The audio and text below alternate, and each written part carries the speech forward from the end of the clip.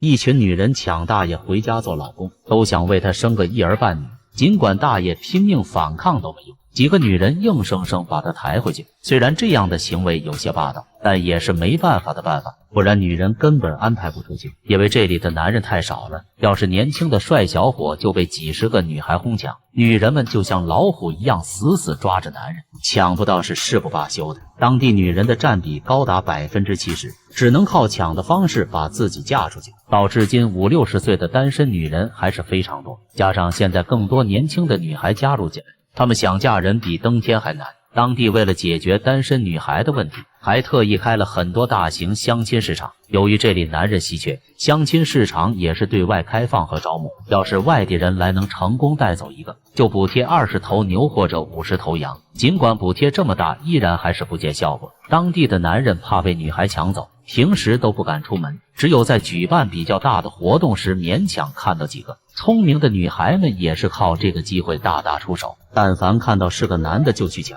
而且下手還要快，要是晚一點就被別人搶走了。最为搶手的還是這種40、50歲的大爺，不僅有男人味，還體貼溫柔，深受到女人們的喜歡，所以不管怎麼樣都要拿下來，可以說是不惜一切代價的那種。雖然被搶是男人們夢寐以求的，但在這裡他們是非常害怕的，畢竟同時被幾個女人哄搶哪受得了，但被女人看上了根本脫不了手。為了防止男人逃走，女人坐在地上緊緊抱住，接下來就任由這一群女人玩耍，而男孩被搶的方式就更加瘋狂。女孩們為了得到他也是拼命的爭夺，煮熟的鴨子絕對不可能還要讓他飛走，他一人的力氣也不可能逃得掉。任憑女孩們把他拉回家当老公，男孩只要被女人拉到家裡，也是必須要跟幾個女孩結婚的。在他們的習俗裡，一夫多妻非常多，所以他們早已習慣，根本不會去在意那麼多。要是不這樣，女孩們根本嫁不出去。這裡的女孩實在太可憐的兄弟们。當把男孩搶到村裡後，越來越多的女孩圍過來，